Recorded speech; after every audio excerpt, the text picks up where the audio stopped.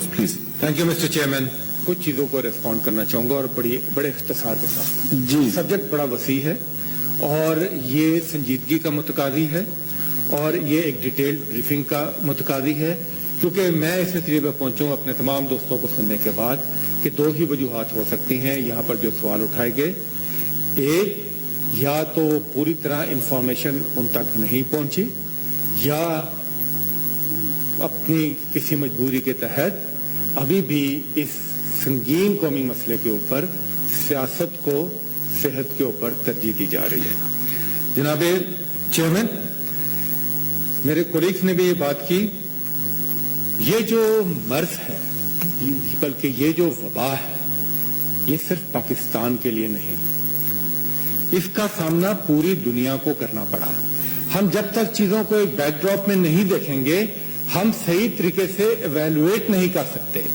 दुनिया में कोई चीज एब्सोल्यूट नहीं होती, अल्लाह ताला का ही निजाम है। There is a theory of relativity. चीजों को एक दूसरे के साथ रख के देखा जाता है तो फिर पता चलता है कि आप कहां पर खड़े हैं। एब्सोल्यूट पैमाना कोई भी नहीं है। इसी तरह इस वबा की सूरत में भी एक ये अनप्रेसिडेंटेड, दूसरी ये नई और तीसरी ये एकदम सारी दुनिया को सामना करना पड़ा। मैं दुनिया की बात इसलिए कह रहा हूं कि जब तक आप इसको ग्लोबल पर्सपेक्टिव में नहीं देखेंगे आप अपने हालात को सही तरीके से अप्रिशिएट नहीं कर सकेंगे। कुछ दोस्तों की जाती वो हवाले से वो उनको मसाइल हुए, मुझे उसका एहसास है, मुझे उनसे हमदर्दी भी है और उनका मुस्तरिब होना भी मुझे समझ आता है। मगर क्योंकि जब हम इस ईवान में हम बात करते हैं तो हमें बड़े मुख्तार तरीके से बात करनी है, हमें अपने कंसर्न भी बताने हैं, मगर हमें ऐसी बात भी नहीं करनी कि जो कि डिसइंफॉर्मेशन के जुमरे में आती हो या जिससे कोई क्यास या पैनिक फैले बिला वजह। जनाब, पूरी दुनिया ने जो इसको रिस्पॉन्ड किया, there was not a uniform response. क्यों? ये जो मसला है ये सिर्फ सेहत का नहीं, इस सेहत का, मईशत का, मुआशरत का और अब आप उसमें सियासत भी ऐड कर सकते हैं। दूसरा, इसको एड्रेस करने के लिए हर मुल्क ने अपने हालात के मुताबिक, अपने पैरामीटर्स के मुताबिक, अपने मुआशरे के मुताबिक, अपने रिसोर्सेज के मुताबिक फैसले लिए। मैं एक मिसाल देता हूं। यूरोपियन यूनियन जो एक ब्लॉक है जो सारे फैसले इकट्ठे करता है, आप देख लें कोरोना पर एक फैसला नहीं है। स्वीडिश मॉडल अपना है, इटली ने अपना काम किया, जर्मनी का अपना तरीका कार रहा, बाहर चले जाए यूके, और रिजल्ट्स भी कोई यूनिफॉर्म नहीं।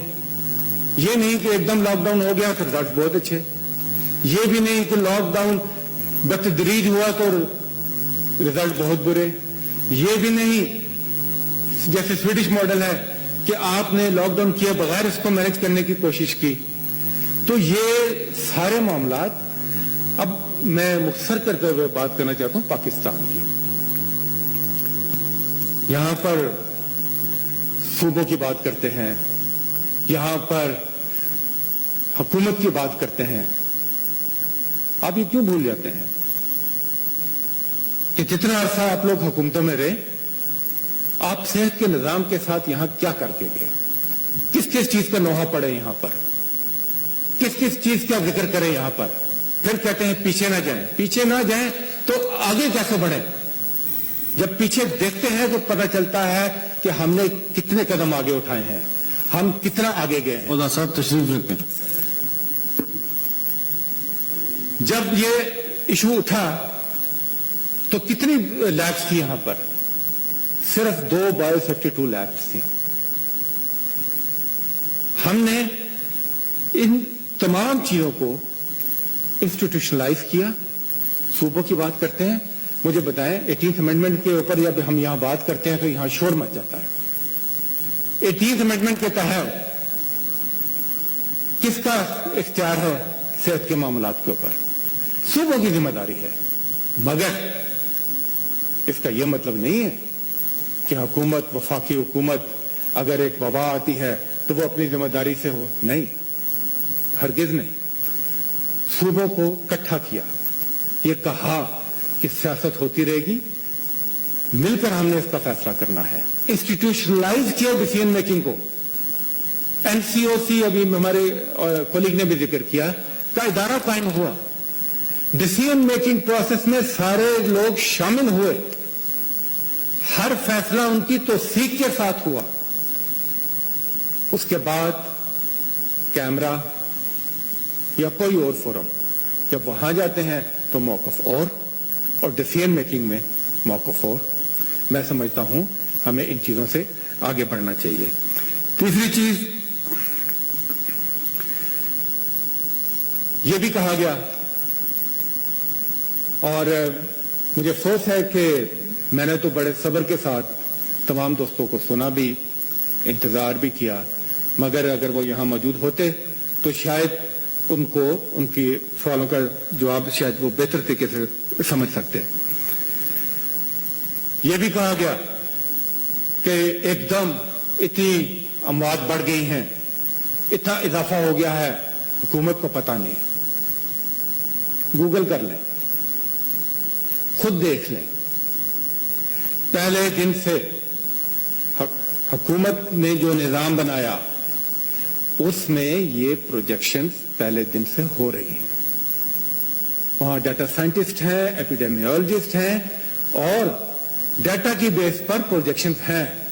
اور جو بھی پروجیکشنز ہیں حکومت کے بروقت اور بہتر انتظامات کی وجہ سے آج کی تاریخ تک ان پروجیکشن سے کہیں کم کیسز اور کہیں کم اموات ہیں. کسی ایک بھی شخص کی موت ہو اس کا مداوع نہیں ہے، مگر میں ان حالات کے مطابق میں ریکارڈ کی درستی کے لیے بات کرنا چاہ رہا ہوں. دوسری بات، ایک پیرامیٹر تھا کہ جو پریشر آئے گا اس کا جس کا ادراک تھا پہلے دن سے، اسی حساب سے صحت کی سہولتوں میں بتدریج اضافہ کیا گیا ہر لحاظ سے، چاہے وہ ٹیسٹنگ ہو، چاہے وہ شروع میں کوارنٹین کی فیسلٹیز کا ایشو آیا تھا وہ ایڈریس ہوا، وینٹیلیٹرز کا ایشو ہو، آئی سی یو بیڈز کا آکسیجنیشن کا ایشو ہو، یہ تمام چیزیں. اور ساتھ ساتھ نہ صرف نظر رکھی گئی، ٹرانسپیرنسی بھی رکھی گئی. مجھے تو شاید یہاں کھڑے ہو کر بات کرنے کی بھی ضرورت نہیں تھی. اگر آپ ریگولرلی جو بریفنگز ہیں این سی او سی کی، اسد عمر صاحب دیکھ رہے ہیں، اگر وہ دیکھتے تو کافی سارے سوالوں کا جواب آپ کو شاید وہیں پر مل جاتا. ریگولر بریفنگز ہوتی ہیں اس لیے کہ ہم کسی کو کسی ابہام میں نہیں رکھنے چاہتے. یہ قومی مسئلہ ہے اور ہم اس کو باوقار طریقے سے، اور قومیں جو ہیں وہ چیلنجز میں ہی سامنے آتی ہیں اور انشاءاللہ ہم اس چیلنج سے بخوبی نبردار آزما ہوں گے. جون کے متعلق آپ بیانات اٹھا کے دیکھ لیں. پہلے سے کہا گیا تھا کہ جون میں ہمارے کیسز جو ہیں وہ پیک کریں گے یا ہم پیک کی طرف جائیں گے اور اس میں اضافہ ہوگا اور یہ کوئی اچنبے کی بات نہیں ہے. اور اس کے ساتھ ساتھ ایک ایشو آ رہا ہے، یہ جو بیڈز کے متعلق بات ہو رہی ہے، اور اس میں بھی بیڈز کی کمی سے زیادہ جو ایشو نظر آیا وہ یہ ہے کہ شاید صحیح طریقے سے معلومات نہیں پہنچ رہی لوگوں تک، کیونکہ اگر ایک جگہ پر سیچوریشن ہوتی ہے تو دوسری جگہ پر اگر اویلیبلٹی ہے تو شاید وہ نہیں. تو اس کا بھی نظام وضع کیا جا رہا ہے. آپ نے کل پرسوں کی پریس کانفرنس میں دیکھا ہوگا، اپلیکیشنز بن رہی ہیں، آئی ٹی کا سہارا لیا جا رہا ہے اور یہ بھی انشاءاللہ چیزیں سٹریم لائن ہو جائیں گی. اوورسیز پاکستانیز، اس حکومت سے زیادہ اوورسیز پاکستانیز کا درد کس حکومت کو ہو سکتا ہے. ہماری الیکشن کمپین سے لے کر اقتدار میں آنے کے بعد تک ابھی تک جو بھی اوورسیز پاکستانی کے مسائل کے حوالے سے ریکارڈ قائم کیا ہے اس حکومت نے. ہاں، خصوصاً ان حالات میں ہمارے جو دوست، ہمارے جو اوورسیز بھائی یہ عرب ممالک میں، خصوصاً یو اے ای اور سعودی عربیہ میں، وہاں پر کیونکہ وہ جو حالات بنے they got standard over there, वो अपनी जगह है, मगर उसमें सिर्फ एक फ्लाइट्स का इशू नहीं है कि जहाज भेजें और ले आए। शुरू में लोकल कानून जो थे उनका भी इशू था, उसके बाद फ्लाइट से वो आ जाते हैं तो फिर सूबों की भी कुछ जिम्मेदारियां थी, उनकी टेस्टिंग, उनके क्वारंटीन के तरीकेकार, तो इन सारी चीजों को मद्देनजर रखते हुए किया गया। आज ही एक ब्रीफिंग में बताया गया है कि इसको मजीद रिवाइज किया गया है और आप देखेंगे कि अब हर आने वाले दिन में ये प्रेशर कम होगा और ज्यादा से ज्यादा हमारे लोग यहां पर आएंगे। सूबों के साथ भी मुशावरत हो रही है और सिस्टम को ज्यादा आसान और सहल बनाने की कोशिश की जा रही है। आखिर में मैं चाहूंगा कि आपसे गुजारिश होगी कि हम हर राह से, हर फोरम पर, मैं ये कहानी इन्फेक्ट करना चाहता हूं, अपनी जिम्मेदारियों से न सिर्फ वाकिफ हैं, न बर्द आजमा होना भी जानते हैं, और क्योंकि हम सही फैसले करें, और ये फैसले सिर्फ कहते हैं लीडरशिप, आज पूरी दुनिया तायीद कर रही है उन फैसलों की जो कि वजीर आजम पाकिस्तान ने लिए थे। मैं लॉकडाउन के हवाले से बात करना चाह रहा हूं।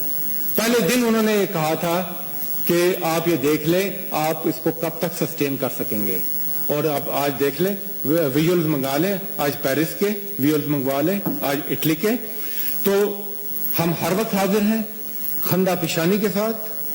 आपके इस्तराब को भी हम समझेंगे, आपके सवालों को भी जवाब देंगे, मगर आपसे गुजारिश करेंगे कि आप इस कौमी इशू के ऊपर अपनी इसको सियासत की भेंट मत चढ़ाएं। बहुत बहुत शुक्रिया।